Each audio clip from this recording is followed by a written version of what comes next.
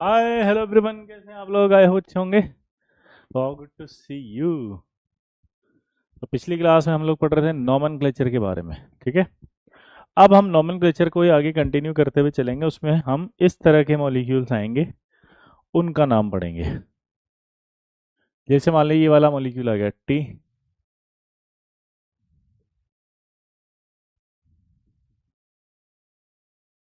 ठीक है।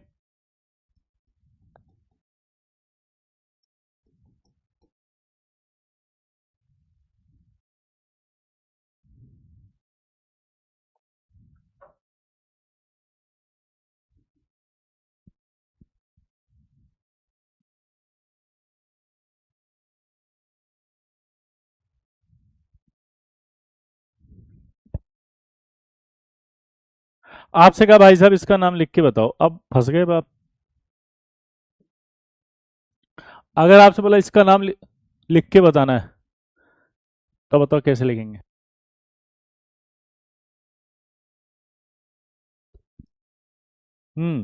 सोचो। तो देखो यहाँ पर एक मज़ेदार बात होती है कि नोट करके आपको लिखना पड़ेगा।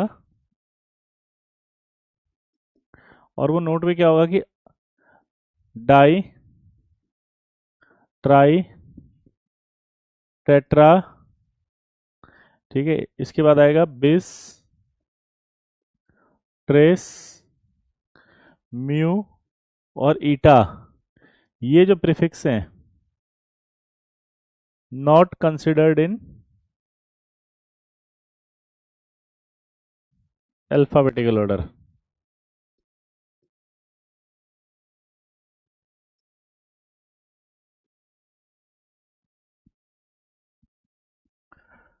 डाई ट्राई टेट्रा बिस ट्रेस, ठीक है।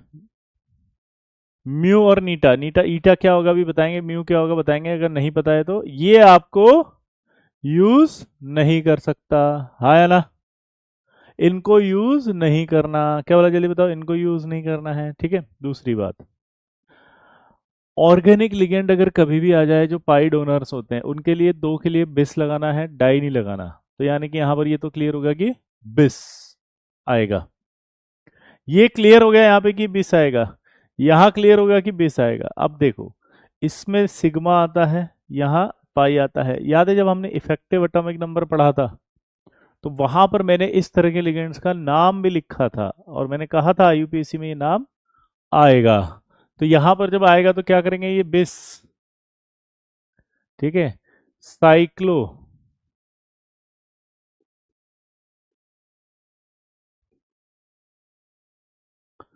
बिस साइक्लोपेंटाडाइनाइल, फिर बिस आएगा दूसरा। आपकी बार पाई डोनेट कर रहा है तो सिग्मा ईटा 5 साइक्लोपेंटाडाइनाइल,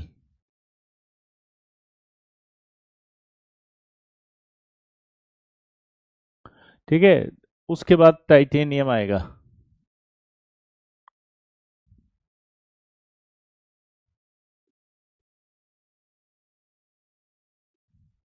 और टाइटेनियम के अंदर ऑक्सीडेशन स्टेट 4 आएगा। पूछो कैसे। भाई साहब ये जो होता है ना, -1 चार्ज होता है, ये जो है -1, ये भी -1।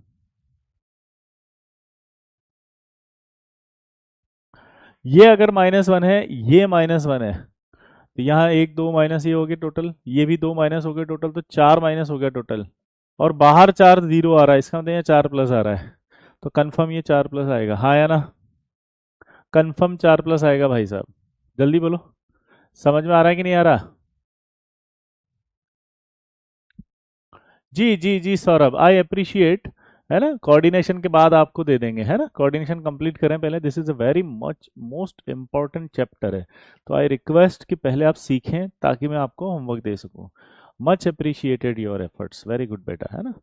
चलिए, तो क्या ये नाम बनाना आ रहा है आपको? ये दो है इसलिए बिस है, तीन होता तो ट्रिस लिखते, चार होता तो टेट्राकिस लिखते, ठीक है।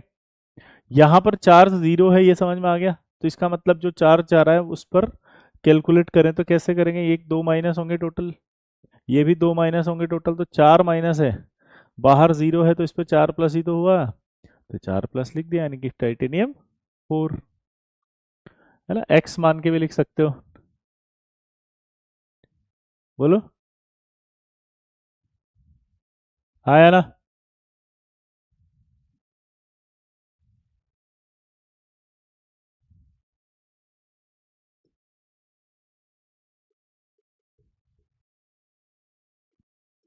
दिख रहा है अब एक रूल याद रखो for negative organic ligand. For negative organic ligand, अगर ई एन ई आता है तो उसको ई को हटा के ई नाइल कर दो। लेकिन आपको याद रखना पड़ेगा भाई साहब कौन से वाले के लिए कह रहे हैं, जल्दी बताओ किसके लिए कह रहे हो। अबे नींद में हो क्या? ओ भैया नींद में हो, झपकियां ले रहे हो। ईटा पा 5 कैसे आया बेटा? विकास, विकास कुशवाहा, आपको हमने बोला था कि ईएन के अंदर इनके नाम पढ़ाए थे, तो आप ईएन वाला लेक्चर देखो जाके, जल्दी करो। वहां पर सब बताया था ईटा आएगा, है ना। चलिए तो क्या लिखा है यहाँ पे, फॉर नेगेटिव ऑर्गेनिक लिगेंड, अगर स्पेलिंग में ई एन ई आ रहा है तो ई हटा के एनाइल लिख देंगे। तो बेंजीन के लिए क्या आएगा बताओ, बेंजीन के लिए क्या आएगा जल्दी बताओ। विकास कुशवाहा समझ गए? हम्म, कहाँ दिखाया था, इफेक्टिव एटॉमिक नंबर निकालना सिखाया था, वहां उनके नाम लिखे हुए हैं, जल्दी बताओ। बेंजीन के लिए क्या आ जाएगा? मोहित कह रहे हैं कि डाई क्यों नहीं लिखा, अभी रूल बताए ना, ऑर्गेनिक लिगेंड होंगे तो बिस आएगा, ऑर्गेनिक वाले जितने भी हैं पाई लगाते हैं। ई एन ई हटा के वाई एल लगा दो। ओ भाई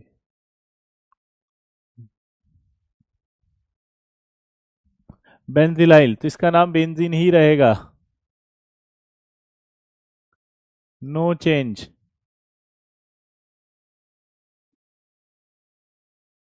because it is neutral ligand, because it is,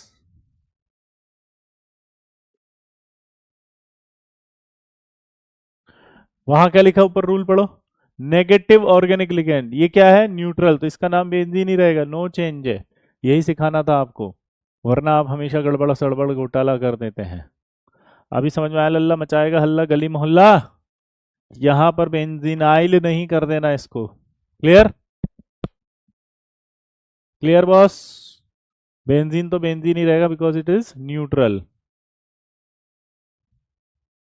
जिन बच्चों को ईटा समझ में नहीं आया है कि ईटा 5 कैसे आया, मैं आपको रिक्वेस्ट करूंगा इफेक्टिव एटॉमिक नंबर देखेंगे, वहां पर आपको पाई वाले लिगेंड्स की नोमेनक्लेचर सिखाई गई है, वहां से ही ये डाउट क्लियर होगा, ठीक है? पक्का? चलिए भाई, तो मोए मोए हो गया, अब अगला करेंगे। इसका नाम बताओ, के पी टी CL3 C2H4, इसका नाम आप सबको याद है, जी सॉल्ट, ये इसका कॉमन नाम है। IUPAC नाम बताओ चलो, कैसे बनाएंगे बताओ। के लिखा है तो पोटेशियम, ठीक है। फिर इन दोनों में क्या लिखूं, पहले ट्राई क्लोराइडो, क्योंकि सी पहले आएगा, इसमें तो इथाइलिन है। अब ये पाई डोनर होता है इसलिए ईटा 2 याद है, इथाइलिन, या ईटा 2 इथीन भी बोल सकते थे इसको। तो पोटेशियम ट्राई क्लोराइडो ईटा 2 इथाइलिन, नेगेटिव डब्बा है इसलिए क्या आएगा, प्लेटिनेट, और ऑक्सीडेशन स्टेट आपका 2।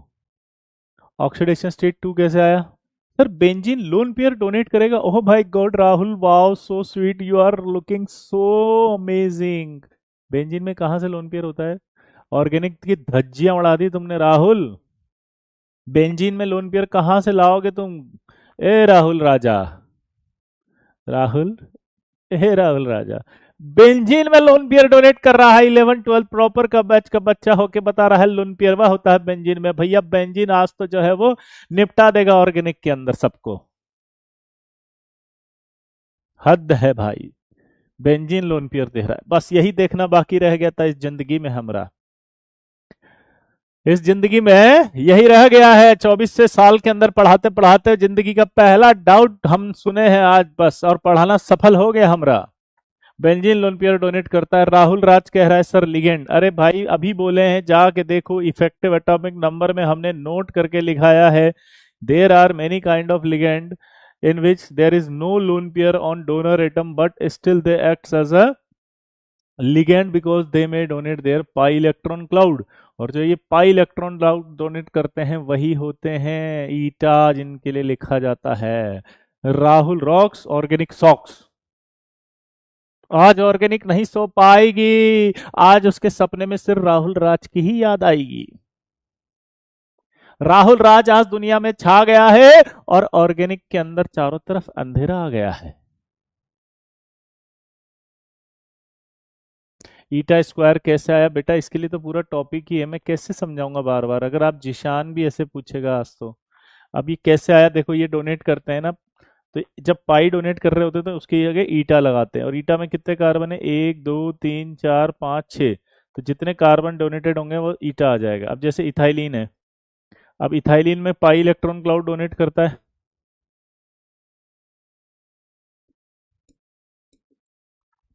और ये पाई इलेक्ट्रॉन कितने हैं, 2।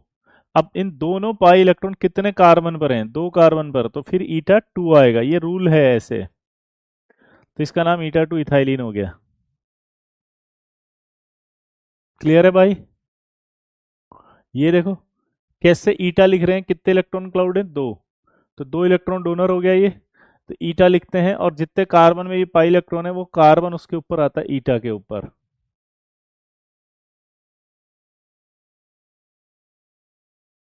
Clear boss. अब इसका ऑक्सीडेशन स्टेट भी देख लेते हैं, ईटा कैसे आता है समझ में आ गया। बेंजीन होता तो क्या लिखते बेंजीन में, ईटा 6 बेंजीन, ठीक है। इसका ऑक्सीडेशन स्टेट निकालो, देखो पोटेशियम है,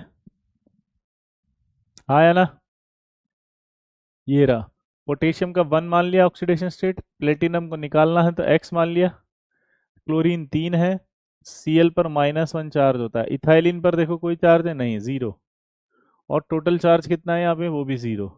तो जब आप x को सॉल्व करोगे तो +2 आएगा, और +2 आया तो ये 2 लिख दिया, क्योंकि रोमन नंबर में लिखा जाता है। इथाइलिन को इथाइला एथन, यहाँ सब लोग है ना, मतलब कहाँ कौन है, अभी मैं कुछ बोलूंगा तो बहुत ही प्यार से मैं बोलना चाहूंगा। सुमन संगीत कह रहे हैं इथाइलाइन लील आए, अरे इथाइलिन तो न्यूट्रल लिगेंड है ना, ऑर्गेनिक वर्ड बोल रहे हैं। यहाँ ई के बाद इनाइल आएगा, उसमें क्यों आएगा, इतना देसी में लिखा है यहाँ, no change because it is neutral, ये भी लिख दूं। हद कर रखी है तुम लोगों ने भी यार, तुम ड्रॉपर हो कि नहीं हो, मतलब ये थोड़ा तो बुद्धि। मैं क्यों बोल रहा हूँ, मुझे बच्चों को पढ़ाने के लिए कहा जाता है, ऑनलाइन के अंदर आपसे कहा है जितना कहा जाए वही करो, बच्चों को ज्ञान मत दीजिए, उनको अपना दिमाग इस्तेमाल मत करने दीजिए, है ना। उनको बस उनके डाउट जो पूछे जाएं वही बताएं, उनको आप ज़्यादा समझाने का प्रयास ना करें। आप अपने टीचर कर्तव्य का पालन करना मना है, बस वो जो कहें वो करते जाओ, बिकॉज आप जो है वो एक टीचर हैं, ये देखो बेटा, है ना। ताकि वो जब आप इस प्रकार से आपके उनके इतने अच्छे अच्छे डाउट बताओगे, तो वो आपके लिए अच्छा अच्छा कमेंट करेंगे, अच्छे अच्छे बात बोलेंगे, अच्छा अच्छा कहेंगे। अगर आप उन्हें सिखाने पे आ गए तो वो आपका पूरा का पूरा ही सिखा डालेंगे, समझ गए होंगे आप, इतना भर देंगे कि ये डाउट नहीं बताता है, इसके पेट में दुख दर्द होने लगता है, ये डाउट बताएगा तो जो है इसका जो है वो मुंह जल जाएगा। एक छोटा सा डाउट अगर मुझ जैसे बच्चे को बता दे तो कितना अच्छा हो जाएगा, लेकिन ये चाह के भी नहीं बताएगा, क्योंकि इसको बताने में जोर आता है, ये टीचर अच्छा नहीं है ना। आई होप समझ गए होंगे, इथाइलिन में ई एन ई है, और यहाँ भी ई ई ई एन ई है, क्योंकि यहाँ पर ये क्या है, न्यूट्रल लिगेंड है, क्या है, न्यूट्रल। क्लियर। अब यहाँ पर आप देखो कि आ गया, ट्राई क्लोरो आ गया, ट्राई क्लोरो क्यों आया, क्योंकि ये 3 क्लोरीन है। कोई डाउट किसी को,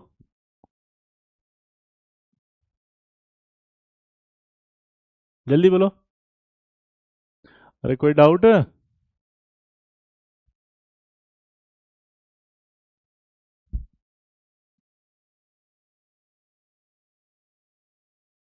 3 ईयर का सोल्व हो गया सर मेरा डाउट, आई लव यू। ओ भाई विवेक कुशवाहा, थैंक यू।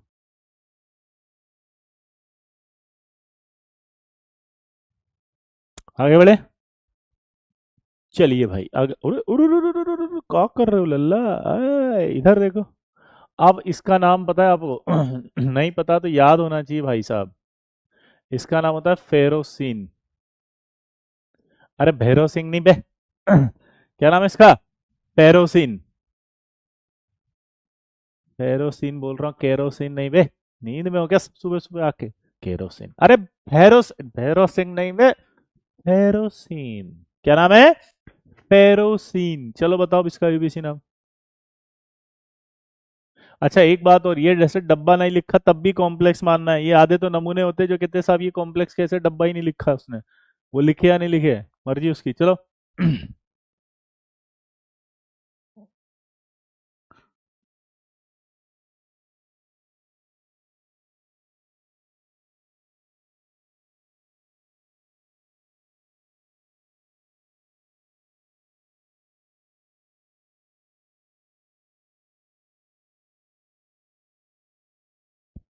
सैफई को कह रहे हैं नोट समझ नहीं आया भाई। सैफई नोट में ये था कि ऑर्गेनिक लिगेंड जो हो नेगेटिव चार्ज वाला होना चाहिए।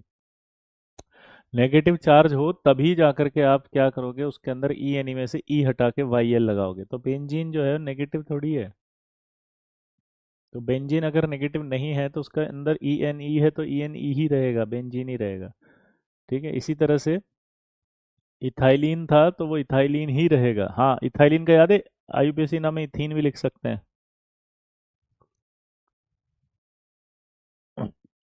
ओ भाई तनिष्क तो तारीफ कर दिया। पीडब्ल्यू अनगैडी और सबसे पढ़ी इनऑर्गेनिक पढ़ी, पर आप जैसा कोई नहीं पढ़ा सकता है Guruji. Oh my God, thank you. 20 सारे ऑर्गेनिक कंपाउंड के लिए लगे नहीं बेटा। 20 का रूल बताया था ना, ऑर्गेनिक के लिए तो लगता ही है प्लस, जिसमें खुद के नाम में डाई ट्राई टेट्रा आ रहा हो वो भी।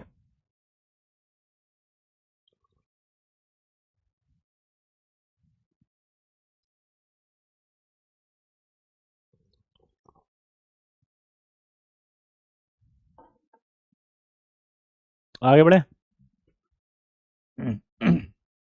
जे स्प्रेंट कह रहा है कि जी सॉल्ट में टोटल सिग्मा कितने होंगे। बेटा ये तो तुम्हारे एलन के टेस्ट में आया होगा क्वेश्चन है ना, ये डीपीपी में होगा, वही पूछ रहे हो क्या? यस बताओ।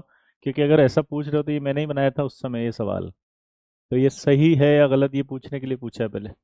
चलिए, तो सबसे पहले तो 20 आ जाएगा। ठीक है, 20 के बाद देखो दो हैं, तो 20 आ गया। इसका नाम बताओ क्या होता था? ईटा 5 साइक्लो पेंटा डाइनाइल। ठीक है। उसके बाद अब ये देखो यहाँ आयरन आएगा सिर्फ, क्योंकि न्यूट्रल है। और ऑक्सीडेशन स्टेट कितनी है इसकी? 2। और आपको इसका स्ट्रक्चर भी पता होगा, ये साइक्लोपेंटाडाइनाइल था, यहाँ नेगेटिव होता है, ये होता है साइक्लोपेंटाडाइनाइल लिगेंड C5H5 माइनस। और ये अपना लोन पेयर दे रहा था इस Fe को, ये +2, ये यहाँ।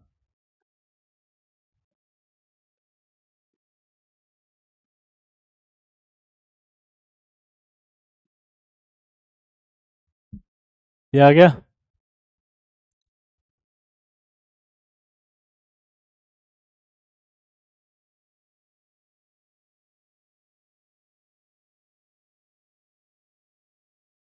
देखो लिखा हुआ ना उसने कि सर मेरा दोस्त है एलन में, उसकी शीट में है। हाँ तो मैंने ही बनाया था ये। वो जो आपका पाई इलेक्ट्रॉन क्लाउड है वो सिग्मा में दे रहा है वो, इसलिए उसे कंसिडर करेंगे सिग्मा, क्योंकि वो हाइब्रिड ऑर्बिटल में जा रहा है DsP2 में। ठीक है, तो आप काउंट कर लेना खुद ही।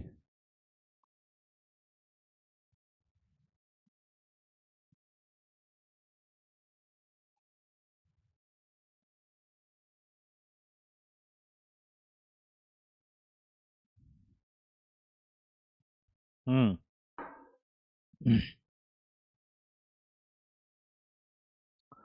Fe तो +2 में है, लेकिन Fe न्यूट्रल डब्बे में है ना। जब मेटल कटायन न्यूट्रल डब्बे या पॉजिटिव में होता है तो उस कंडीशन में उसका कॉमन नाम लिखा जाता है। मेहुल कह रहा है मेहुल कह रहा है कि सर आप जो है एफई तो +2 में है, तो फिर आप क्यों लिख रहे हो? तो रूल तो तुम पढ़ के नहीं आए, मेरे को इसीलिए गुस्सा आता है, पता है। फिर मैं आपको आज सेकंड लेवल पर लेके जा रहा हूँ, जो एडवांस के सवाल हैं, ठीक है। कोई रूल नहीं पढ़कर आया, बिना रूल पढ़े लेक्चर अटेंड करना शुरू कर देते हो, फिर कहते हो टीचर समझा नहीं पड़ रहा।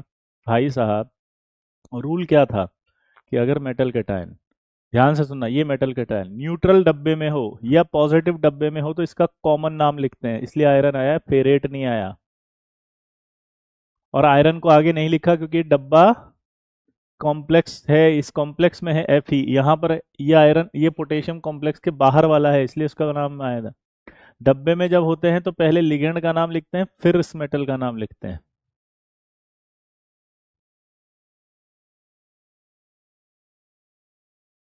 क्लियर?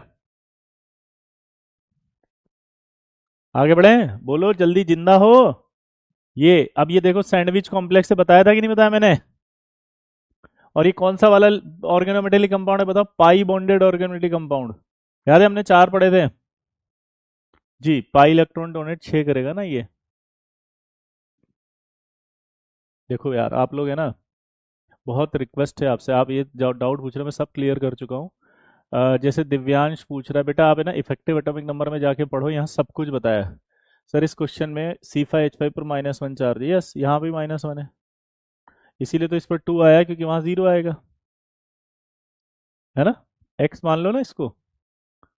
यहाँ देखो इसका oxidation state,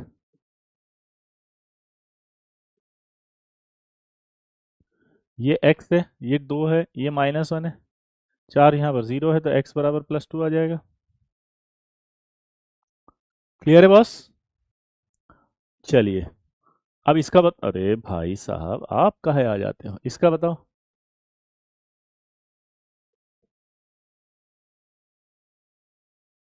Cr(C6H6) whole twice. चलो बताओ, यहाँ पर क्या आएगा बताओ। इसका स्ट्रक्चर भी ऐसा होता था, ये बेंजीन था, सैंडविच कॉम्प्लेक्स है। हम्म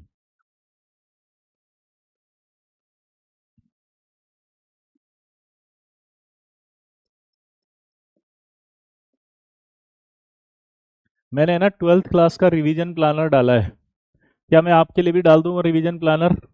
उससे आपका क्या है, 11th का, या सॉरी 12th का जो केमिकल बॉन्डिंग है वो एकदम फिक्स्ड हो जाएगा। मैंने उसमें डेट भी लिख दी है, और मैंने उसमें क्या किया है कि जो केमिकल बॉन्डिंग होगा, ध्यान सुनना, उसके सारे टॉपिक लिख दिए कि इस दिन तक आपका इसका जेई मेंस का टेस्ट होगा। क्या बोला, जल्दी बताओ। हाँ, हर एक टॉपिक, तो आपका बैकलॉग भी खत्म हो जाएगा कि भाई इतना सा टॉपिक ही आज पढ़ना है और उसका जेई मेंस का टेस्ट देना है, इतना सा टॉपिक है उसका जेई मेंस का टेस्ट देना है, इतना सा टॉपिक उसका जेई मेंस का टेस्ट देना, और इस दिन देना है।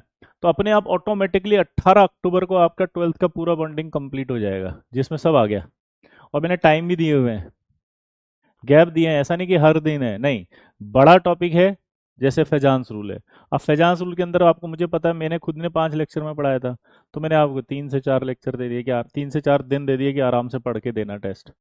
एमओटी के अंदर दिया था, तो एमओटी के अंदर मैंने देखा मेरे को भी 2 ढाई लेक्चर लगे, 3 लेक्चर लगे थे, तो मैंने उसको 2 3 दिन का टाइम दे दिया कि भाई आराम से पढ़ो। तो क्या है कि आपको क्लियरिटी हो गई, यह टॉपिक पढ़ना है, इसका टेस्ट 28 को है, पहला टेस्ट 28 तारीख को है, नोट कर लो, बेंट रूल एंड ड्रेगोज रूल। अभी अपलोड करवा दूंगा, लेकिन आपको याद, टेस्ट कहाँ देंगे, वहीं पोर्टल पे डलवाऊंगा, कोशिश तो है। और अगर पोर्टल पे नहीं डल पाया तो पीडीएफ देख के कर लेना। क्या बोलते हो? हाँ, उसके अलग से टेस्ट होंगे बकायदा। दो दो बातें मैं हाथ जोड़ के विनती कर रहा हूँ। वैसे तो मैं टेस्ट की बोलूंगा कि पोर्टल पर अपलोड करें, लेकिन अगर पोर्टल पर नहीं हो रहा है तो मैं पीपीटी दे दूंगा, पीडीएफ दे दूंगा, वो पीडीएफ से पेपर कर लेना।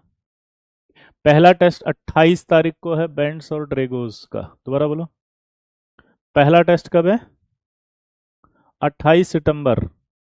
जल्दी बताओ। यार अब है ना, एक तो मुझे ज्ञान मत दिया करो, ये फरदीन फिर ज्ञान देने लग गया। पीरियोडिक का भी दे दो भाई, जब उसका बनाया तो पीरियोडिक का भी बनाऊंगा, डी ब्लॉक एफ ब्लॉक का भी बनाऊंगा, मैं तो सबकी बनाऊंगा ना। मैंने तो आपसे कही था कि रिवीजन कराऊंगा, फिर क्यों ज्ञान क्यों दे रहे हो? मतलब हर चीज में तुम्हें कुछ नहीं करना, तुम ये कहो कि थैंक यू सर, मैं पढ़कर आऊंगा, मेरा कम से कम 18 को एक चैप्टर तो खत्म हो जाएगा, उसके बाद दूसरा पीरियोडिक हो जाएगा, फिर उसके बाद आपका डी ब्लॉक हो जाएगा, फिर आपका पी ब्लॉक हो जाएगा, फिर कोऑर्डिनेशन होगा, सब होंगे। मतलब कोई भी चीज टीचर करने की कोशिश करे ना तो उसको तुम मत करने दो। चलिए आगे बढ़े। सबका कराऊंगा, बोल तो दिया सबका कराऊंगा, फिर क्यों परेशान हो रहे? बॉन्डिंग से चालू हो गया है सब। क्लियर? तो ये आपका, इसका नाम बताएंगे तो फिर से क्या आएगा? बिस। बिस के बाद क्या आएगा? दो है तो ये बेंजीन। अब बेंजीन में कितने इलेक्ट्रॉन थे? ईटा 6। बेंजीन। आपको एक लाइन बोली हुई है कि जब विजय सर का हो साथ तो डरने की क्या बात। शुरू शुरू जब हुआ था तब आप लोग बोल रहे थे कि टेस्ट का रिवीजन होगा क्या? अभी तो रिवीजन कराएंगे, टॉपिक वाइज सारा टेस्ट हो गया, फिर उसके बाद पीवाईक्यू सीरीज भी करवाएंगे अभी तो, फिर आपको वन शॉट भी देंगे हम एक एक करके। तो कहाँ हेडेक है? आप आके बैठो, एंजॉय करो बस। डिप्रेशन, टेंशन, फ्रस्ट्रेशन सब हटा दो। अपने आप आया ना? आपने कहा क्या? नहीं, अपने आप आया है। और टेस्ट मैं बनाऊंगा खुद टॉपिक वाइज। सोचो आप, मैं खुद बनाऊंगा टॉपिक वाइज। क्लियर है? तो आपके लिए कितना बढ़िया हो गया कि हर एक टॉपिक पर जेई मेंस का पेपर तैयार है आपके लिए। आज तक शायद बहुत मुश्किल से हुआ होगा कि हर टॉपिक पर मेंस का पेपर हो। क्वेश्चन जरूर मिल जाएंगे पर मेंस का ही पेपर एकदम 7+2 का जो रेशियो आता है एग्जैक्ट, ताकि आपको उस पूरे टॉपिक की फील आ जाए एग्जैक्टली कि मेरे को क्या दिक्कत आती है, क्या आती है। सोचो अब आप, जहां हम एक चैप्टर का मेंस करते हैं वहां हम हर टॉपिक का मेंस कर रहे हैं। ठीक है? क्लियर है बॉस? तो आई होप आपको सब बढ़िया होने लगा, मस्त मजा आ जाएगा, लल्ला मचाएगा हल्ला। चलिए, तो यहाँ पर आप देख सकते हैं ये इस तरह का कंपाउंड है, सैंडविच कॉम्प्लेक्स है, और यहाँ पर भी बिस आ गया, ईटा 6 आ गया, और ये बेंजीन ही आ गया। क्लियर है बॉस?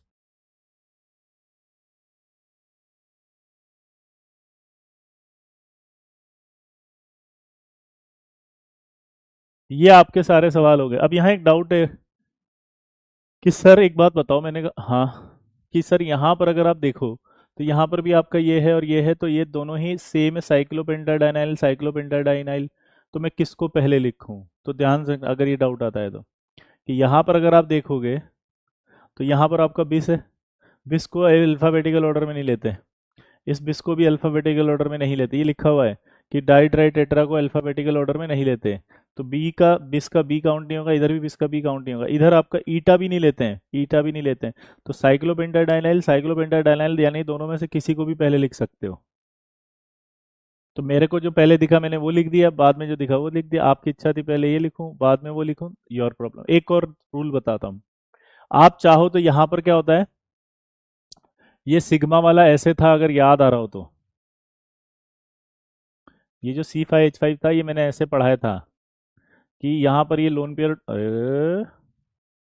यहाँ पर ये लोन पेयर डोनर है, यहाँ पे क्या है? Lone pair donor. तो इसको बोलते थे हम सिग्मा C5H5, और इसका नाम आप याद करो क्या लिखा था हमने? साइक्लो पेंटाडाइइन। अब तो मैं इनाइल कर रहा हूँ। ठीक है, और इसमें रेजोनेंस हो जाता था जिसकी वजह से ये 2 इलेक्ट्रॉन अंदर चले गए, टोटल 6 हो गया। तो हम बोलते थे इसको 6 इलेक्ट्रॉन डोनर, याद करो EN में पढ़ाया था, और इसका नाम होता था ईटा। 5 कार्बन इसलिए 5 आएगा, साइक्लो पेंटाडाइनाइल। अच्छा, ईटा के ऊपर कौन आता है बताओ? ईटा के ऊपर कार्बन एटम आते हैं जिनके बीच में पाई इलेक्ट्रॉन डीलोकलाइज है। तो ईटा के ऊपर 5 आ रहा है, तो देखो 1 2 3 4 5, ईटा के ऊपर 5 आ रहा है, देखो तो क्या आएगा? साइक्लोपेंटाडाइनाइल। अब दिमाग की बत्ती लगाना, ईटा 5 साइक्लोपेंटाडाइनाइल आ रहा है ना? तो यहाँ पर एक सवाल मन में आता था कि यार ये जो है, ये कार्बन जो है जिसमें पाई इलेक्ट्रॉन डोनेटेड है, उसमें आपके ईटा के ऊपर आते हैं कार्बन। तो यहाँ पर आप साइक्लोपेंटाडाइनाइल लिख रहे हो क्योंकि ये जो लोन पेयर है सिर्फ एक ही कार्बन पर है। तो कई बार ऐसा भी हो सकता है कि आप ईटा 1 भी लिख दो इसको, है ना? दोनों सही है, पर आप इसी को फॉलो करें। मैं सिर्फ इसलिए बता रहा हूँ कि ऑप्शन अगर ऐसा आ जाए तो कंफ्यूज नहीं हो। तो आप इसको क्या लिख सकते हो, ईटा 1। क्या लिख सकते हो बताओ, ईटा 1। क्लियर है बॉस, ईटा 1 लिख सकते हो, नहीं लिखो तो भी चलेगा, सही है। क्योंकि एक कार्बन, ये लोन पेयर जो एक कार्बन के ऊपर है, ठीक है। तो यहां पर हम वापस आते हैं, क्रोमियम वाले को दोबारा से बनाते हैं, ठीक है ना। ये रहा। अब बिस ईटा 6 बेंजीन के बाद क्या आएगा बताओ, क्रोमियम, और चार्ज 0 आएगा क्योंकि बेंजीन पर कोई चार्ज नहीं होता, बेंजीन पर कोई चार्ज नहीं होता, इस बेंजीन पर कोई चार्ज नहीं है। साइक्लोब्यूटाडाइइन है या ब्यूटाडाइन नहीं, पेंटाडाइन। क्या बोल दिया मैंने, पेंटाडाइन है भाई, ब्यूटा कहाँ लिख दिया। ये रहा साइक्लोपेंटाडाइनाइल, साइक्लोपेंटाडाइनाइल। चलिए, आई होप ऑर्गेनिक वाले आपको समझ में आ गए। अब आएगा नेमिंग ऑफ पॉलीन्यूक्लियर और ब्रिजिंग कॉम्प्लेक्स कंपाउंड।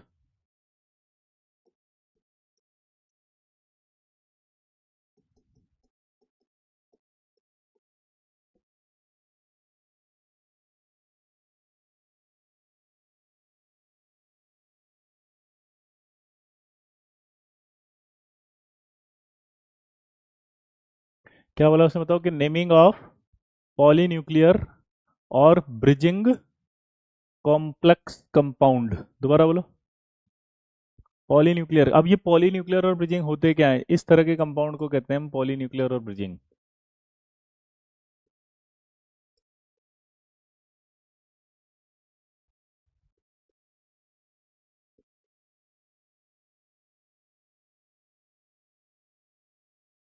ये पॉलीन्यूक्लियर और ब्रिजिंग उसे कहेंगे sir. And eta 6 di benzene क्यों नहीं किया, क्योंकि ईटा 6 डाई नहीं होता ना, बिस आ गया था ना ऑर्गेनिक के लिए, इसलिए बिस लगा दिया था पहले, तुषार बिस। सर अमाइन में डबल में कब आता है, सिर्फ अमोनिया आता है जब, है ना राहुल, NH3। क्लियर, चलो इधर देखो। ये जो होते हैं इन्हें कहा जाता है पॉलीन्यूक्लियर और ब्रिजिंग कॉम्प्लेक्स कंपाउंड, और इसके अंदर आप देखोगे तो ये OH है, ये OH इधर जा रहा है, ये OH इधर जुड़ रहा है। तो ये जो OH है, ये एक इसको दे रहा है, ये एक इसको दे रहा है, तो ब्रिजिंग हो गया नहीं हो गया। बैंड्स रूल एंड ड्रेगोज रूल आएगा प्रशांत, ठीक है। टेस्ट 28 को होगा, उसमें बैंड्स रूल और ड्रेगोज रूल आएगा।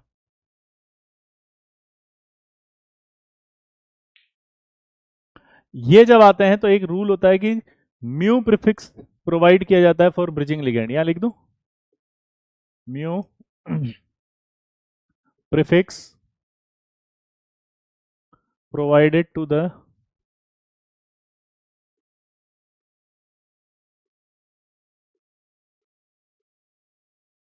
Bridging ligand. क्या बोला उसने बताओ, mu prefix provided to the bridging ligand, ठीक है। अब ध्यान रखना इधर, mu 2, mu 3, mu 4, mu 5, mu 6। यहाँ म्यू 2 भी लिख सकते हो और म्यू भी लिख सकते हो।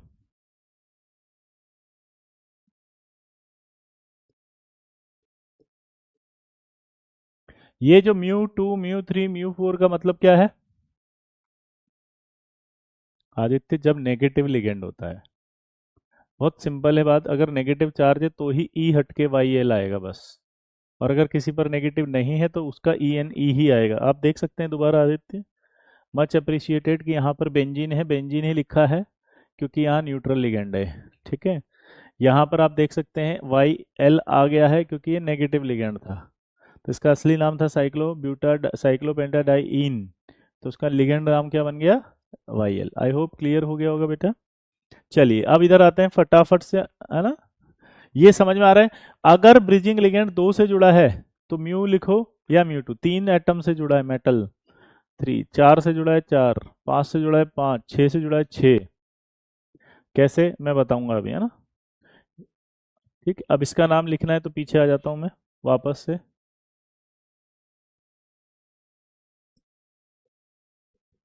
OH, OH। अब देखो बहुत ही सिंपल तरीका है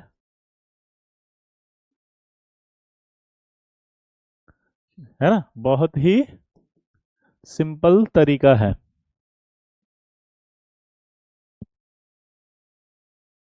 फेरोसिन का कोऑर्डिनेशन नंबर नहीं लिख सकते हैं हम, क्योंकि पाई इलेक्ट्रॉन का कोऑर्डिनेशन नंबर डिफाइंड नहीं होता है, ये हमने क्लास में पढ़ाया था। आई होप मेरी मिस्टेक रह गई कि मैं आपको पर्सनली नहीं बता पाया, है ना प्रणव? हमने कोऑर्डिनेशन नंबर पढ़ते समय ही क्लियर किया था कि पाई का कोई कोऑर्डिनेशन नंबर नहीं होता। Coordination number defined only for sigma bond, यानी कि लोन पेयर डोनेट करते हैं तब। ठीक है बेटा, चलिए यहां से इसका नाम लिखना शुरू करते हैं। तो पहला रूल क्या होता है, लिगेंड और मेटल में किसका नाम लिखते हैं बताओ? अगर लिगेंड और मेटल आ जाए डब्बे के अंदर, तो पहले नाम हमेशा लिगेंड का लिखा जाता है अकॉर्डिंग टू अल्फाबेटिकल ऑर्डर।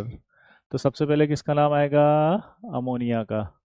और अमोनिया की स्पेलिंग में आपको डबल एम आ जाता है, याद है? टेट्रा अमाइन हो गया ये, फिर कोबाल्ट हो गया। तो ये आ गया टेट्रा अमाइन कोबाल्ट, यहां तक। फिर ये दो ओ एच आ गए। अब जब ओ एच आ गए तो ब्रिजिंग दिख रहे हैं, नहीं दिख रही है? ये ब्रिजिंग दिख रहे हैं। तो ब्रिजिंग जब दिख रहे हैं तो इनको क्या लिखेंगे हम, देखो।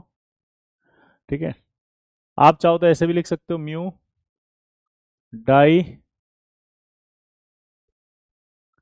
Hydroxide, mu di hydroxide. आप चाहो तो डाई म्यू हाइड्रोक्साइड भी लिख सकते हो। तो म्यू डाई हाइड्रोक्साइड, फिर आपका कितना आ गया बताओ? 4। तो फिर से टेट्रामाइन आ गया। टेट्रामाइन के बाद क्या आ गया? फिर कोबाल्ट आ गया। अरे यार, ऑक्सीडेशन स्टेट थर्ड आएगा, यहाँ ऑक्सीडेशन स्टेट रह गया।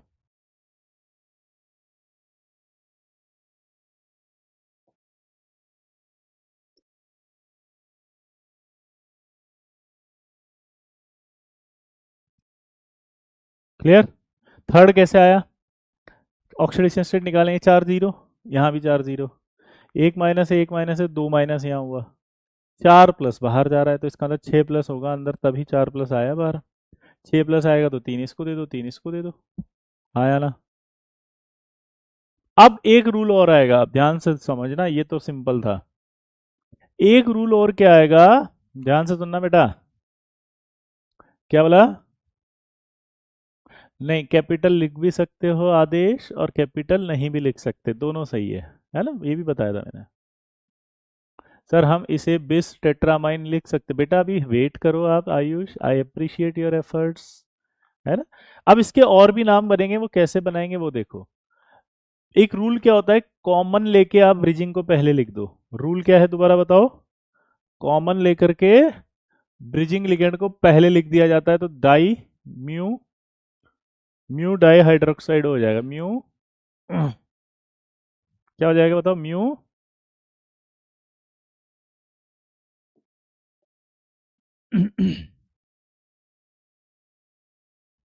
क्या हो जाएगा बताओ? Mu,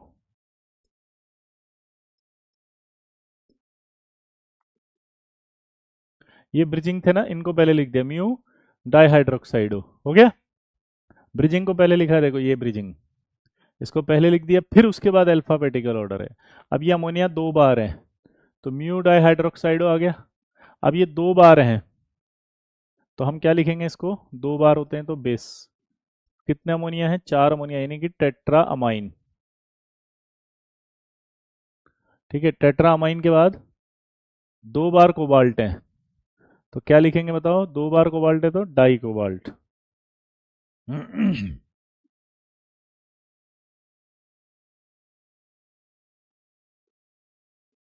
third. तो इस तरह से आपको लिखना है।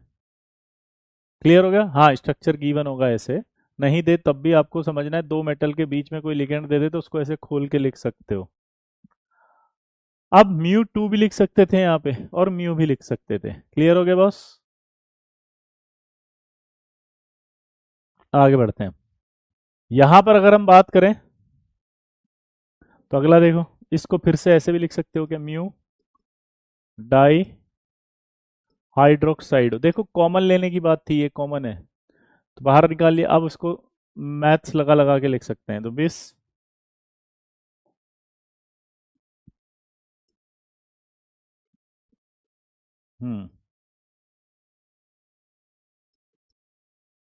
टेट्रामाइन, ये 4 है।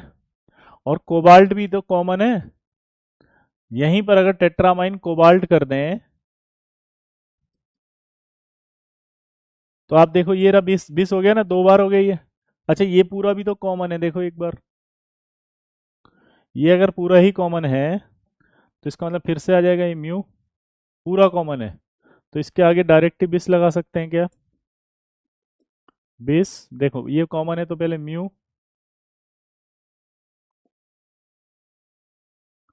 म्यू हाइड्रोक्साइड, फिर टेट्रामाइन,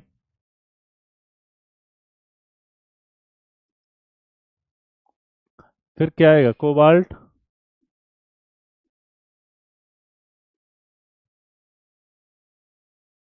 क्लियर? कोबाल्ट क्यों लिख रहे हैं, कोबाल्टेट क्यों नहीं लिखा? क्योंकि पॉजिटिव कॉम्प्लेक्स है। पॉजिटिव कॉम्प्लेक्स होगा तो क्या आएगा? सिर्फ कोबाल्ट। पॉजिटिव कॉम्प्लेक्स है तो सिर्फ क्या आएगा? कोबाल्ट। फिर कोबाल्टेट नहीं आएगा। क्लियर है? बार बार बच्चे पूछ रहे हैं म्यू टू म्यू थ्री क्यों नहीं हुआ? ब्रिजिंग लिगेंड जब दो मेटल से जुड़े हैं तो सिर्फ क्या आएगा? म्यू या mu two. I hope Trisha आपको समझ में आ गया। म्यू थ्री भी तो लिख सकते, नहीं लिख सकते ना, क्योंकि ये दो ही मेटल से जुड़ा हुआ है ना बेटा। देखो तो सही, मैथ्स लगाओ ना, एक दो। म्यू ब्रिजिंग के लिए मिनिमम दो के लिए ऐसा जुड़ना ही पड़ेगा ना। अल्फाबेटिकल ऑर्डर का डाउट मैं क्लियर कर दूं कि अगर आप ब्रिजिंग को पहले लिख रहे हो तो रूल है ये कि ब्रिजिंग को पहले लिखो, फिर अल्फाबेटिकल ऑर्डर फॉलो होगा। तो यहां आपको कंफ्यूजन हो जाएगा कि हाइड्रोक्साइडो पहले आ रहा है, अमाइन बाद में आ रहा है। नहीं, ये रूल क्या है?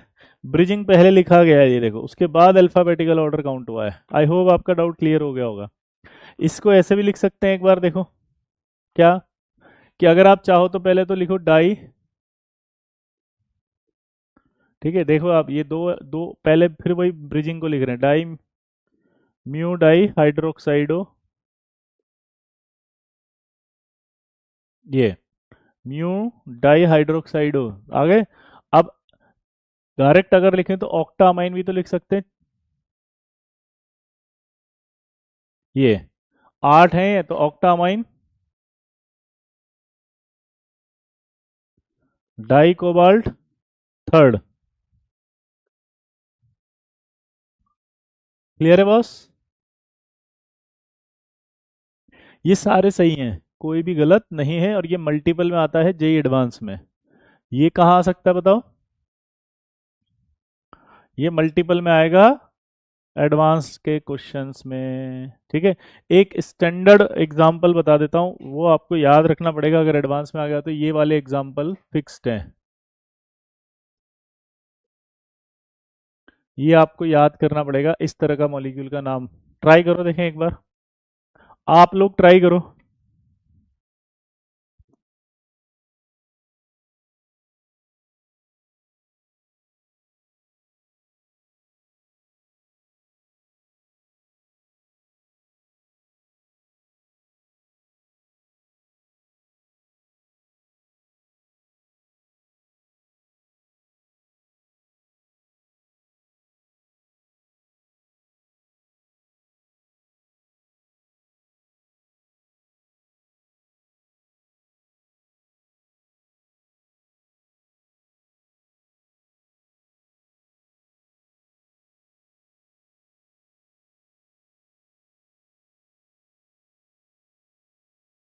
ठीक है, चलिए। इसमें कोई डाउट है किसी को? ऑक्सीडेशन इसका, देखो यहाँ अमोनिया पर चार्ज 0 होता है, बाहर 4 प्लस आ रहा है, इस पर -1 होता है, -1, तो टोटल -2 हो गया मैथ्स के हिसाब से। -2 होने के बाद भी बाहर 4 प्लस आ रहा है, तो अंदर 6 प्लस होगा। 6 प्लस होगा तो 3 इसको देंगे, 3 इसको देंगे। अब ये कैसे करेंगे, इसके लिए स्ट्रक्चर आपको याद होना चाहिए और वो मैं बताऊंगा।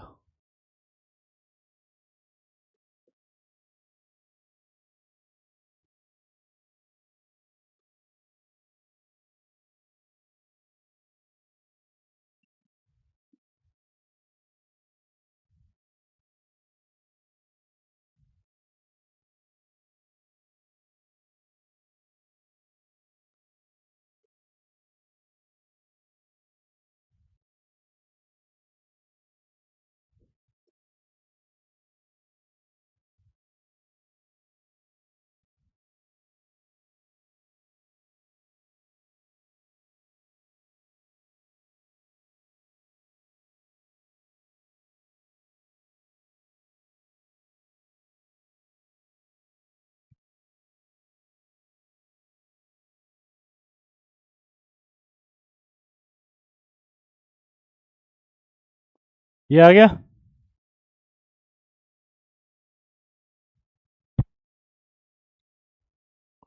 इसको देख करके क्या लग रहा है, ये एसी मतलब ये एसीटेट है। एसीटेट आपको नहीं लग रहा दो बेरिलियम से जुड़ा है? और ऑक्सीजन को देखो डॉट डॉट करके मैंने बताया, तो यानी कि चार बेरिलियम से जुड़ा है। क्या बोला, जल्दी बताओ फटाक से। भाई साहब जो ऑक्सीजन है वो चार बेरिलियम से जुड़ा हुआ है। आपको डाउट नहीं आएगा आएगा कि कैसे जुड़ा क्या जुड़ा, ये सब नहीं समझना। ये सब बॉन्डिंग की बातें और आउट ऑफ सिलेबस है, इसलिए बोल रहा हूँ ये इंपॉर्टेंट है। तो यहाँ पर ये क्लियर हो गया कि ये चार से जुड़ा है, और ये क्लियर हो गया कि दो से जुड़ा है, और दो लिगेंड अलग अलग हैं। तो अल्फाबेटिकल ऑर्डर फॉलो होगा। अब अल्फाबेटिकल ऑर्डर अगर फॉलो होगा, एसी का मतलब एसीटेट आयन, ये शॉर्ट फॉर्म। इसका ऑक्साइडो नाम होता है, इसका एसीटेट नाम होता है। तो अल्फाबेटिकल ऑर्डर से कौन आएगा पहले, एसीटेट। ठीक है। तो अब मैं नाम लिखना शुरू कर रहा हूं, तो क्या नाम बनेगा, पहला हेक्सा,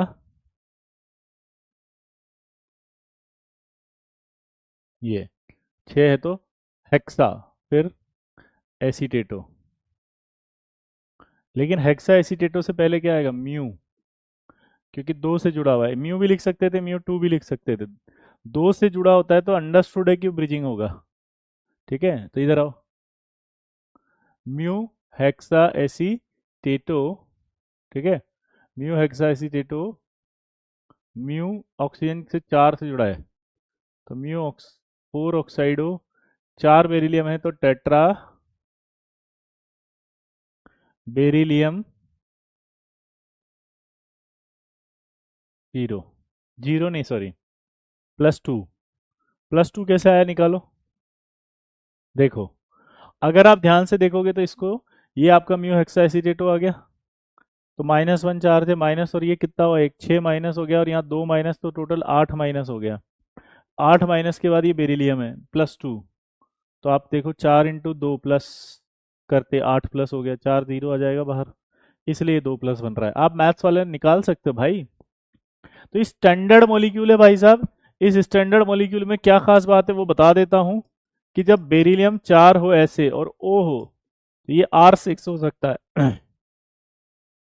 और ये आर बराबर क्या क्या होगा, देखो, acetate ion, formate ion, nitrate ion. ठीक है, इसी तरह से acetate, formate, nitrate, benzoid ion, C6H5C00-, है ना। तो कुछ भी लिख सकता है वो। अब आप इस तरह से कुछ भी लिख सकता है, तो आपको स्टैंडर्ड मॉलिक्यूल देखिए, नाम बता के बताओ।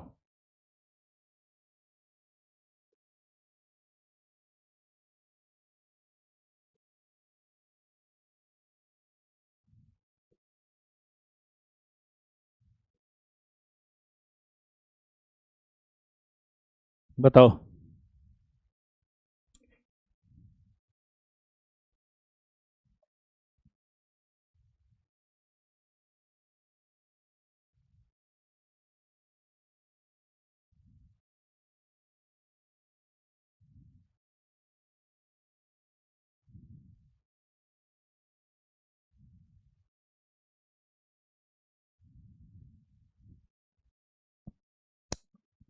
बनाओ।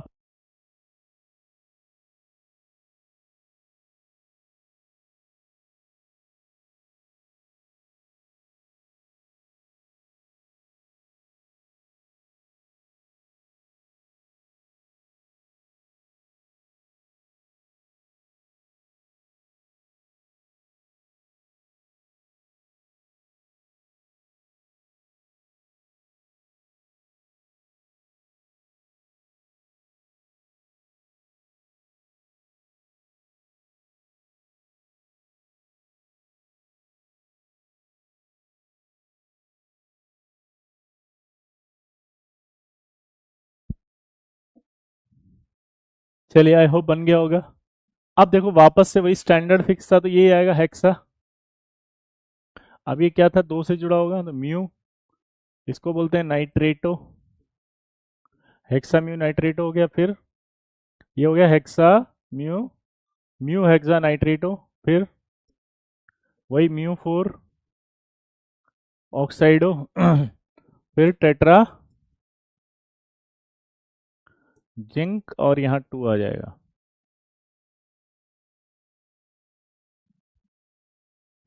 क्लियर है बॉस। तो स्टैंडर्ड मॉलिक्यूल ऐसे कर सकते हैं। अब एक मज़ेदार नाम बताता हूँ मैं आपको, देखो जो हम पढ़ रहे होते हैं ना, ये एडवांस के लिए प्लीज, ये मेंस में नहीं आएगा, वो हम स्टॉक सिस्टम पढ़ते हैं। स्टॉक सिस्टम में क्या होता है, ध्यान से सुनना। हम जो नोमेनक्लेचर का रूल पढ़ रहे हैं, स्टॉक सिस्टम कहता है कि oxidation state of metal cation लिखो इन रोमन नंबर। बाद में एक और आया, उसका नाम था इविंग बेसिड सिस्टम।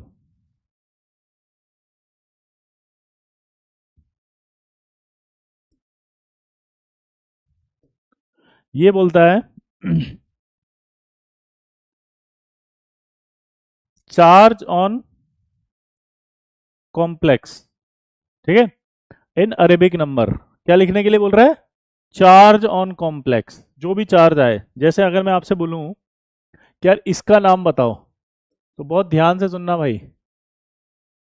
इसका नाम, इसके नाम में सबसे पहले एक जो नाम मुझे पता है वो तो हम लिख देंगे,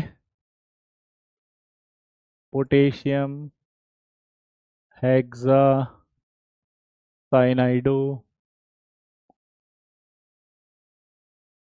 ferret 2।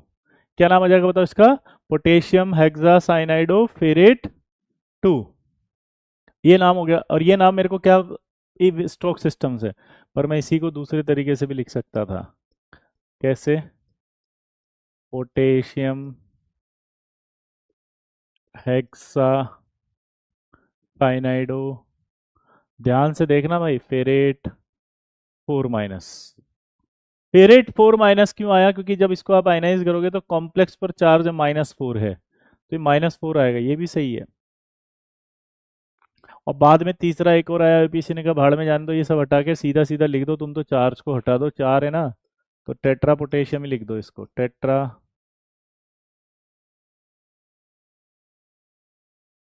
Potassium hexa cyanido ferret. तो तीनों नाम सही हैं, लेकिन बेटा हमारे सिलेबस में पहला वाला है एनसीईआरटी में, जेई मेंस में, एडवांस में ये दूसरा है, तीसरा भी नहीं है। ये ज़्यादा से ज़्यादा होगा तो दो ही सवाल बनेंगे, बस ध्यान रखना, अच्छा सवाल बन जाए। तो ध्यान रखना कि 4 माइनस किसका होता है? कॉम्प्लेक्स का चार्ज। और सिंगल करेक्ट आ जाए और दोनों ऑप्शन में हो तो यही टिक करना है, क्योंकि हमारे एनसीईआरटी में यही दिया है तो यही माने जाएंगे। क्लियर है बॉस? और मैंने शीट में शायद ये क्वेश्चन दिया हुआ है, और चौथा आंसर दिया है ऑल आर करेक्ट, है ना, ऑल आर करेक्ट। तो ऑल आर करेक्ट कर देंगे।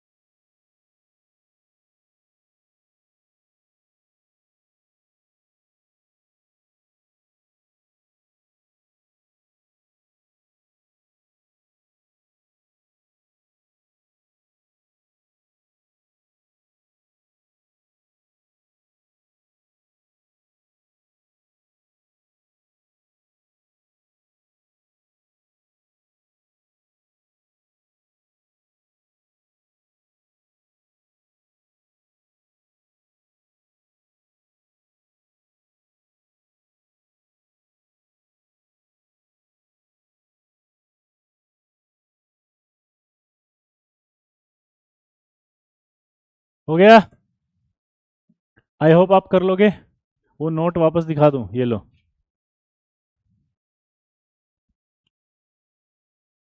क्लियर है मेरे लल्ला, मचा देगा हल्ला।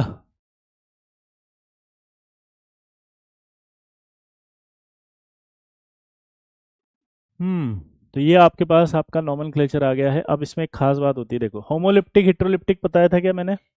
होमोलिप्टिक कॉम्प्लेक्स बता दिया था क्या? बोलो। होमोलिप्टिक।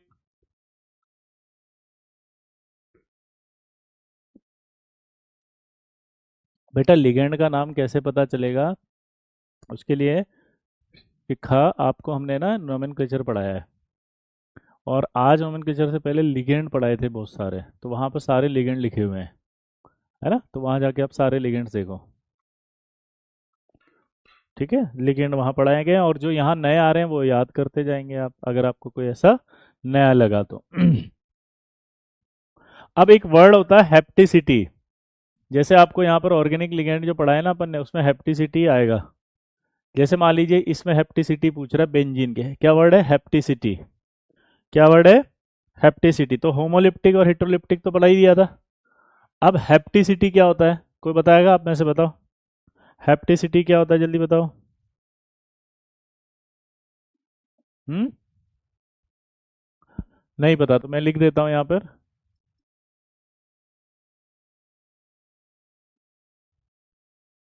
हेप्टिसिटी में कुछ भी नहीं है, देसी भाषा में समझो कि कितने एटम से बॉन्डेड है ये मेटल। जल्दी बताओ, कितने मेटल, कितने का एटम से बॉन्डेड है, कितने एटम से बॉन्डेड है, वही उसकी हेप्टिसिटी है। चलो बताओ हेप्टिसिटी क्या होती है? जितने एटम से बॉन्डेड है यहाँ पे, और ये सिर्फ ऑर्गेनोमेटेलिक कंपाउंड के लिए है। Hapticity, it is defined for organometallic compound that are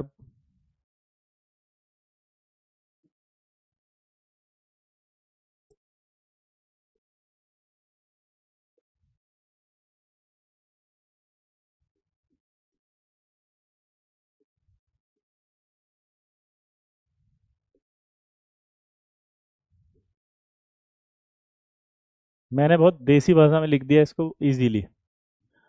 कितना एटम है? 6। तो इस वाले कॉम्प्लेक्स में देख के बताओ हेप्टिसिटी क्या आएगी? 2 या 6? तो बेंजीन के लिए हेप्टिसिटी हमेशा क्या रहेगी? बोलो।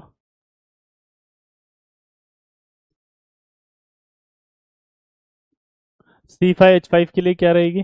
5 से हो रहा था, तो हेप्टिसिटी 5। C2H2 के लिए कितनी थी? सॉरी, C2H4 के लिए। तो ऐसे लगाना है आपको हेप्टिसिटी। ऑर्गेनोमेटेलिक कंपाउंड के लिए, जैसे इस लिगेंड की हेप्टिसिटी क्या बोलोगे? 6।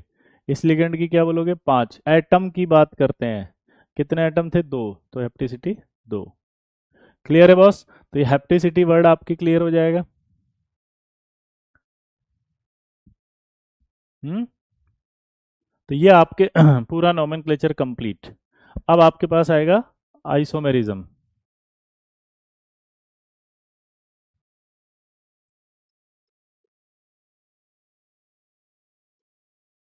आइसोमेरिज्म जो है वो दो तरह से होती है।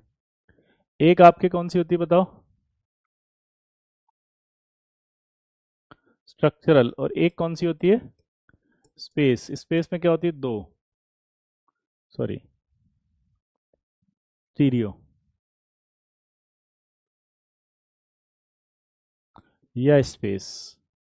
इसमें एक जीआई होती है और एक ओआई होती है।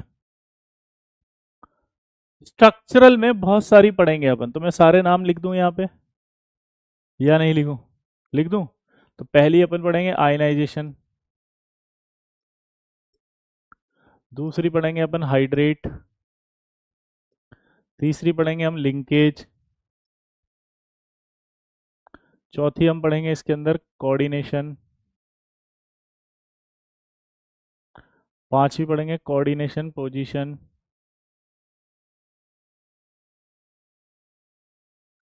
ये हमारे एनसीईआरटी में। एक एडवांस में भी आ जाती है लिगेंड आइसोमेरिज्म। और एक और पढ़ेंगे पॉलीमराइजेशन, वो इसका पार्ट नहीं है इसलिए मैं नहीं यहाँ नहीं लिखूंगा। हमारे यहाँ दो ही होती है, स्ट्रक्चरल, स्टीरियो। क्लियर हो गया भाई?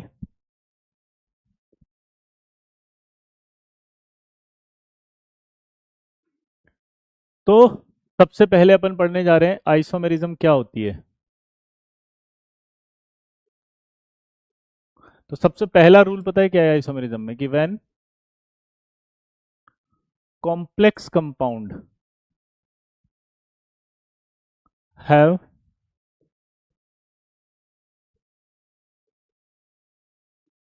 Same molecular formula but when complex compound have same molecular formula but have different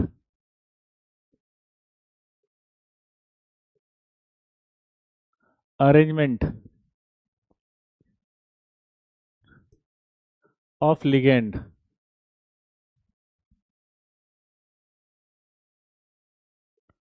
around the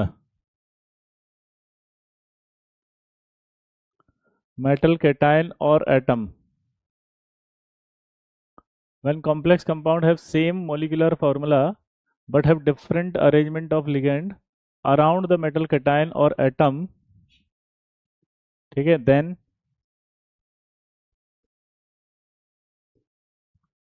they are called isomer and process is called isomerism. ये तो अपन ने ऑर्गेनिक में भी पढ़ा हुआ है। बेसिक कॉन्सेप्ट एक ही है, क्या है? बेसिक, कि कॉम्प्लेक्स का मॉलिक्यूलर फॉर्मूला सेम होना चाहिए। बेसिक कॉन्सेप्ट क्या है बताओ? बेसिक कॉन्सेप्ट है कि कॉम्प्लेक्स का मॉलिक्यूलर फॉर्मूला सेम होना चाहिए। मॉलिक्यूलर फॉर्मूला सेम होने के बाद जो लिगेंड होते हैं ना मेटल के चारों तरफ, वो उनका जो अरेंजमेंट है वो डिफरेंट होगा, तो आपके डिफरेंट आइसोमर बन जाएगा। कैसे? पहला, आयनाइजेशन। अब यहां पर मजेदार बात क्या है, फिर से वही होगा,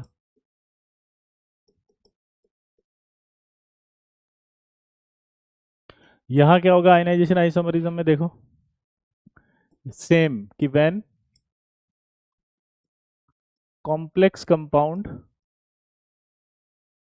have same molecular formula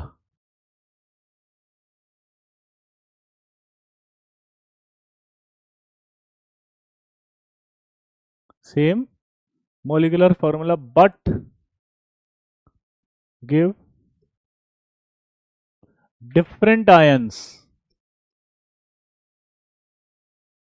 in their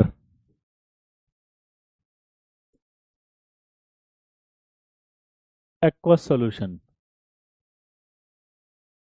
stereo के नीचे जीआई और ओआई बोलते हैं बेटा इनको, है ना?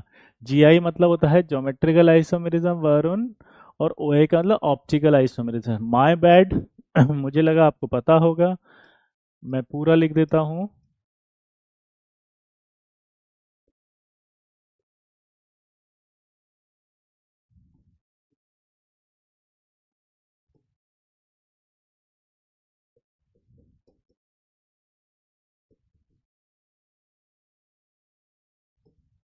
शॉर्ट में इसको जी आई बोलते हैं और शॉर्ट में से ओ आई बोलते हैं, ठीक है बेटा? चलिए, तो अब हम बात कर रहे थे यहाँ पर आयनाइजेशन की। आयनाइजेशन कब कहेंगे बताओ? जब कॉम्प्लेक्स का मॉलिक्यूलर फॉर्मूला तो सेम है, लेकिन पानी में डिफरेंट आयंस देंगे। कैसे? देखो जरा,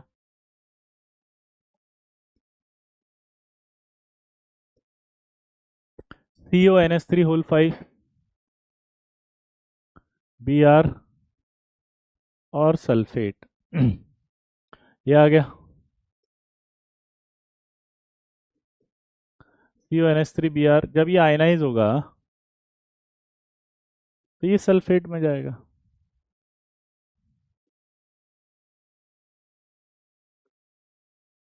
और इसका एक कॉम्प्लेक्स ये भी हो सकता है, जब ये जाएगा तो CONH3 होल 5 सल्फेट अंदर है प्लस बी आर माइनस, और यहाँ प्लस आएगा इससे। अब आप देखो, जब इसमें आप टेस्ट करने के लिए डालेंगे तो एक रिएजेंट डालते हैं BaCl2, तो ये BaSO4 का वाइट पीपीटी देगा। और इसका टेस्ट करने के लिए जब आप इसमें डालेंगे AgNO3, तो ये AgBr देगा।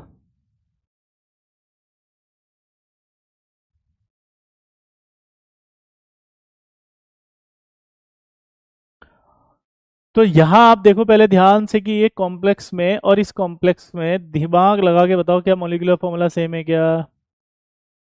हाँ। अगर इनका मॉलिक्यूलर फॉर्मूला सेम है तो यहाँ दिमाग लगा के बताओ कि ये कौन सा दे रहा है, सल्फेट आयन, क्योंकि वाइट पीपीटी आ रहा है तो BaSO4 का ही होगा, अलग आयन है। ये अगर दे रहा है तो ये पेल येलो पीपीटी दे रहा है तो ये अलग आयन है। तो इसका मतलब क्या निकला कि ये कॉम्प्लेक्स और ये कॉम्प्लेक्स का मॉलिक्यूलर फॉर्मूला तो सेम है, परंतु पानी में वो अलग और ये अलग आयन दे रहा है। और अगर दोनों अलग अलग आयन दे रहे हैं तो ये दोनों ही एक दूसरे के आयनाइजेशन आइसोमर है। तो यार भाई एक बात बताओ, ये हमें डाउट आएगा कि साहब ये तो जो है वो कौन करता है इतना सारा, ये तो साइंटिस्ट करते हैं, हम कौन है, ग्रेट साइंटिस्ट। हम तो यहीं देख के बोल देंगे कि हाँ भाई साहब ये एक दूसरे के आयनाइजेशन आइसोमर हैं, क्योंकि हमें पता है डब्बे के अंदर वाले तो आयनाइज हो देंगे, बाहर वाले होंगे, डब्बे के अंदर वाले तो होंगे नहीं, बाहर वाले होंगे, तो ये बाहर वाले आयनाइज हो रहे हैं। तुम्हें समझ में आ रहा है? अरे ये सब इतनी कैलकुलेशन मत करना तुम, ये तो सब टेस्ट कौन करते हैं, साइंटिस्ट। ये सारे कौन करते हैं, लोग साइंटिस्ट लोग करते हैं ये सब टेस्ट। हम कौन है, ग्रेट साइंटिस्ट। भाई साहब ग्रेट साइंटिस्ट है, खटाखट देख करके बता दिया, ठोको ताली। हाँ या ना? तो कर सकते हो ग्रेट साइंटिस्ट हो? एक सवाल दूं, बताएंगे? NH3 5 ही होगा बेटा, ये मोनोडेंटेड लिगेंड है ना। हम्म। अगर मैं यहाँ 4 कर दूंगा तो मॉलिक्यूलर फॉर्मूला बदल जाएगा। ठीक है जशन? नहीं होगा बेटा जशन, आप बहुत मासूम से क्यूट से भोले से बच्चे हो। अगर मैं यहाँ पर 5 की जगह 4 कर दूंगा तो मॉलिक्यूलर फॉर्मूला बदल जाएगा ना, है ना। और हमने कहा था सल्फेट कैसा होता है, फ्लेक्सीडेंटेड। फ्लेक्सीडेंटेड में क्या होता है, मोनो भी करता है और बाई भी करता है, तो यहाँ मोनो की तरह ही कर रहा है वो। ठीक है, तो जल्दी से बताएंगे लल्ला खटाखट मचा के हल्ला गली मोहल्ला कि क्या यह आयनाइजेशन आइसोमर है? खटाखट देख करके बताना, ठोको ताली भाई। क्या ये एक दूसरे के आयनाइजेशन आइसोमर हैं? देख सकते हो लल्ला, बाहर देखो जल्दी फटाफट। ओके,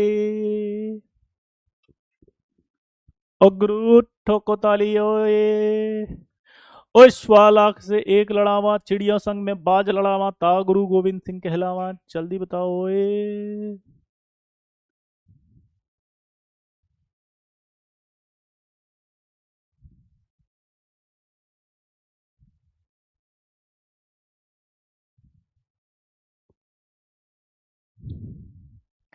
ओ ये नहीं हो सकता ओए, जिस जिसको लग रहा है कि होगा, ये नहीं होगा ओए, क्योंकि मॉलिक्यूलर फॉर्मूला बदल गया। No, GI, no ionisation isomer.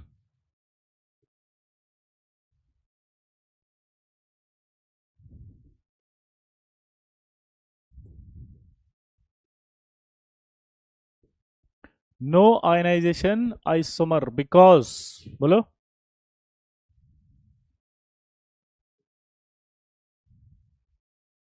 They have different formula, different molecular formula,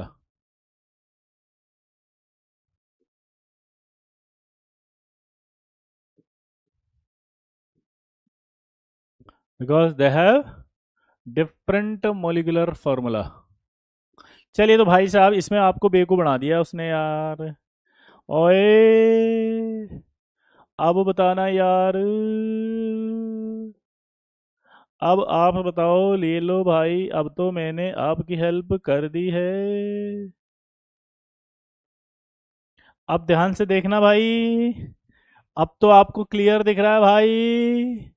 क्या लग रहा है क्या ये आयनाइजेशन आइसोमर होंगे? जल्दी बताओ मेरे लल्ला, मचा के हल्ला गली मोहल्ला। ए, ये क्या हुआ? ए, ये क्या हो रहा है भाई? हैं? ये क्या बदतमीजी है?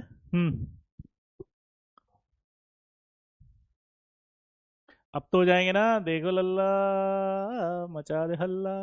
ओए, ओ तुसी नहीं होगा ओए। ओए, ओए नहीं है ओए। क्यों नहीं है बताओ? No ionization isomerism.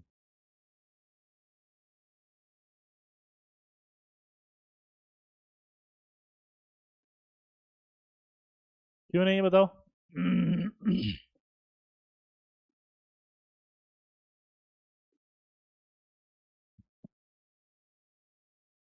Because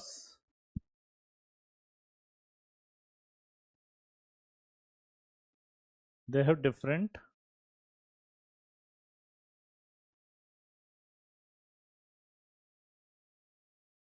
molecular formula. यहाँ मैंने कोबाल्ट की जगह क्रोमियम कर दिया, इस चक्कर में गड़बड़ हो गया। क्लियर है बॉस? चलिए, तो ये आपका आयनाइजेशन हो गया। अब एक नोट होता है इंपॉर्टेंट, कि जब भी आप आइसोमर बनाएंगे तो in isomers oxidation state of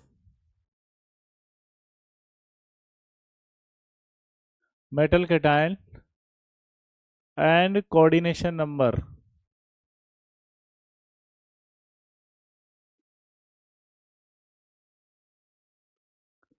should be same. क्या बोला जाए बताओ? ऑक्सीडेशन, जल्दी बोलो। Oxidation state of metal cation और coordination number should be same, हमेशा सेम होगा तभी आइसोमर बोलोगे, वरना आइसोमर नहीं बोलोगे। इसी बेस पे अब दूसरा हम पढ़ रहे हैं हाइड्रेट आइसोमेरिज्म। इसको सॉल्वेट भी बोला जाता है।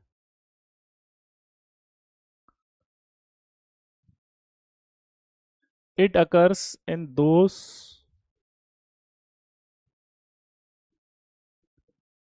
complex compound, it occurs in those complex compound in which few coordinated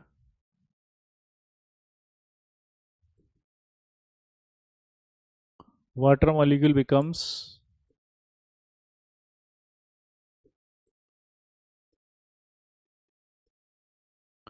water molecule of hydration।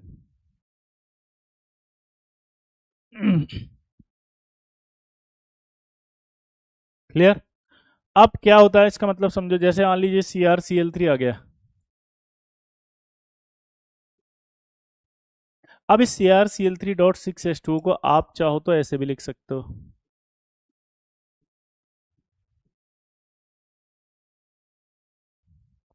ये एक बात ध्यान रखना भाई साहब, ऐसे भी लिख सकते हैं। तो इसका मतलब समझे आप, ये और ये दोनों एक ही चीज हैं। दोबारा बोलो। ये एक ही बात है। अब इसमें क्या करते हैं, फ्यू कोऑर्डिनेटेड वाटर मॉलिक्यूल्स, ये अंदर डब्बे के जो होते हैं ना, उनको कहा जाता है कोऑर्डिनेटेड वाटर मॉलिक्यूल, और जो बाहर डब्बे के होते हैं उन्हें कहा जाता है हाइड्रेटेड वाटर मॉलिक्यूल।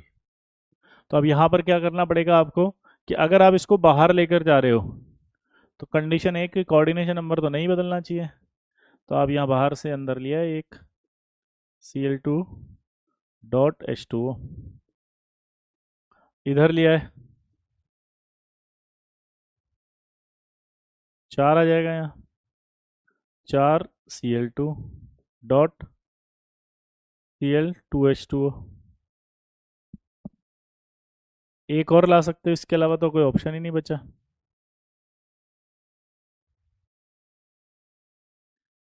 Cl3 लिया हो,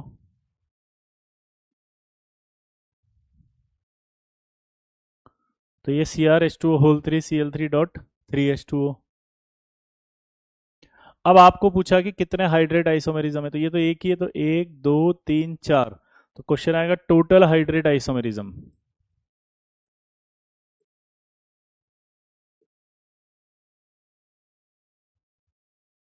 तो टोटल हाइड्रेट आइसोमर क्या होगा? 4। ये बहुत इंपॉर्टेंट है क्योंकि ये वाला ना कई जगह कंफ्यूजन रहता है कि नहीं होगा, लेकिन ये है क्योंकि ये वॉन्डरवाल फोर्सेस से अट्रैक्टेड रहेगा। क्लियर है? हाँ, इंपॉर्टेंट है ये। आपको समझ में आ गया? जल्दी बताओ।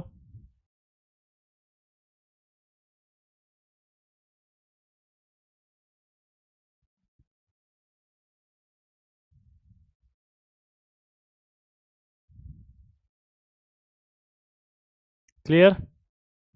अब यहाँ एक मज़ेदार बात आएगी, देखो। मज़ेदार बात क्या है? और वो मज़ेदार बात ये है कि जो कंसंट्रेटेड H2SO4 है, concentrated H2SO4 is a good dehydrating agent.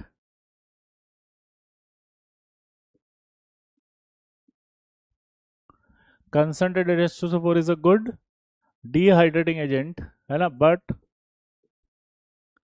it absorbs only hydrated water molecule.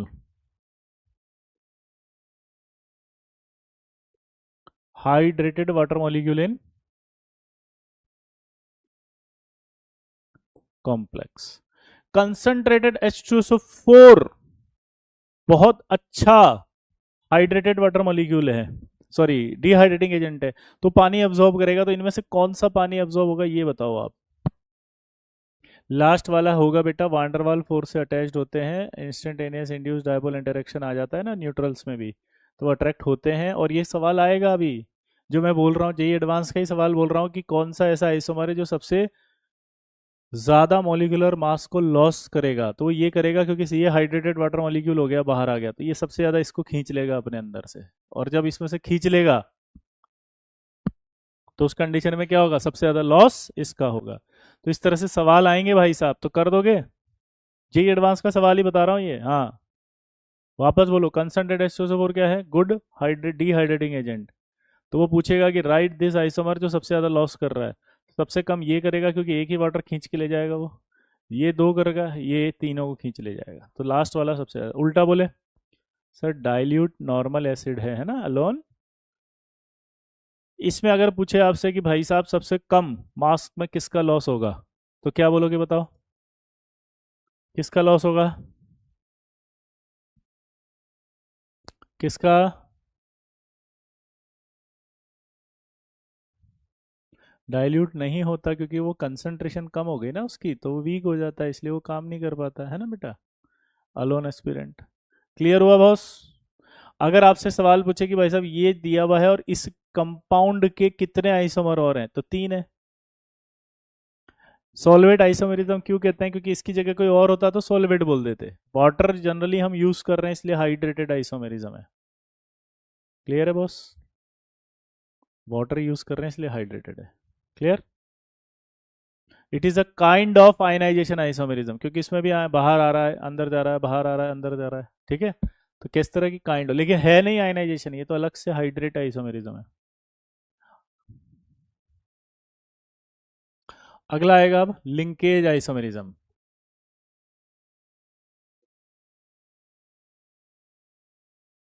तो ये क्या हो गई? It occurs in those complex compound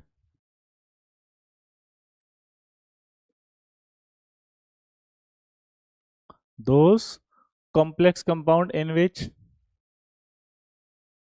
ambidental ligands are present.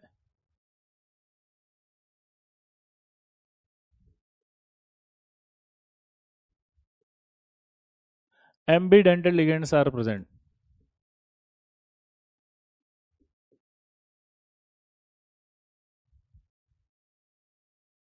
अब आपसे पूछेगा भाई साहब क्या ये लिंकेज आइसोमेरिज्म शो करेगा क्या? CONH3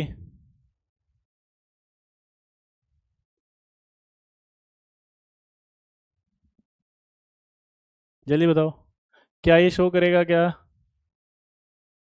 तो इस कंडीशन में देखें,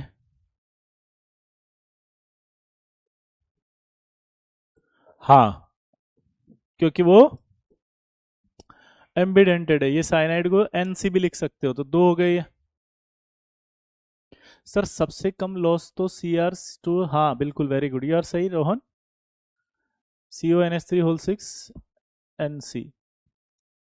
तो कितने ये शो करेगा, हाँ एम्बिडेंटेड लिगेंड याद होना चाहिए। इसी तरह से अगर मान लीजिए इस तरह से दे दे वो दो, कि एक में NO2 दे दिया, एक में HCN दे दिया, क्या ये शो करेगा? हाँ। अब आइसोमर बनाने के लिए बोलेगा तो चेंज करते जाओ। NO2 को आप ONO भी लिख सकते हो।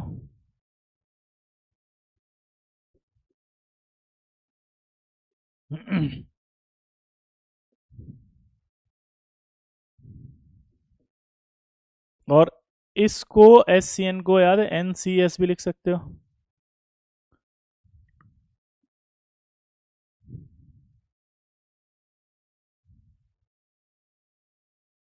और इसको ONO और NCS दोबारा लिख सकते हो। तो ये तीन बन सकते नहीं बन सकते? एक दो तीन, चार टोटल। इस गिवन के तो तीन हो गए और इसके चार हो गए। वैसे मैथ्स लगा सकते हो, एक बार ये चेंज होगा, एक बार ये चेंज होगा, और एक बार दोनों चेंज हो जाएंगे। हाँ या ना?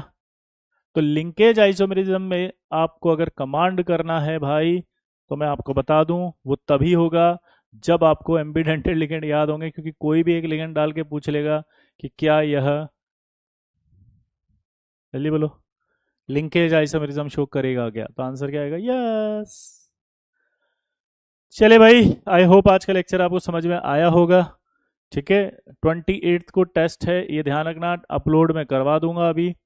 टेस्ट आपके टॉपिक वाइज होंगे, पूरा केमिकल बॉन्डिंग खत्म होने के बाद बाकी भी स्टार्ट कर देंगे, so don't you worry. Okay, preparation start कर दो। पहला टेस्ट है बेंड्सूल और ड्रेगोज रूल का। क्लियर है बॉस? आई होप आज का लेक्चर समझ में आया होगा और रिवीजन प्लान आपको मिल गया है, सो टेंशन छोड़ देना। आपके जितने भी दोस्त हैं, भाई रिश्तेदार, अगल बगल, अड़ोसी पड़ोसी, सबको बता देना भाई साहब कि सर ने ऐसे रिवीजन प्लान किया है, तुम पढ़ना शुरू करो, बैकलॉग भी कवर हो जाएगा। टेस्ट यहीं पर होगा, सीट, ठीक है, जो आपके पास पोर्टल है बेटा, वैभव जी। अभी सिर्फ आईओसी की भी बात कर रहा हूँ बेटा, मैं आईओसी पढ़ाता हूँ ना। सर एक बार हेप्टिसिटी बता दीजिए बेटा। रोहन, हेप्टिसिटी में कुछ भी नहीं है। क्या बताया था? हेप्टिसिटी ऑर्गेनिक मेटेलिक लिगेंड जो होते हैं उनके लिए होती है ना? जैसे मान लीजिए आपका बेंजीन था, तो बेंजीन में कितने कार्बन हैं? छः। तो छः कार्बन में पाई इलेक्ट्रॉन है, तो इसका मतलब हेप्टिसिटी 6 हो गई। C5H5 में 6 इलेक्ट्रॉन दे रहा है, लेकिन कितने कार्बन के बीच में डोनेट कर है वो पूरा पाई? कार्बन के बीच में है ना पाई, तो 5 में, तो 5। तो यानी कि आपको देसी भाषा में बता दूं कि ईटा के ऊपर जो लिखा हुआ है वही हेप्टिसिटी है, ईटा के ऊपर। टाइम क्या होगा? टाइम तो आपको अपडेट कर देंगे ना, वेबसाइट पे आपको आ जाएगा। क्लियर? तो चलिए मिलते हैं। जय हिंद, जय भारत।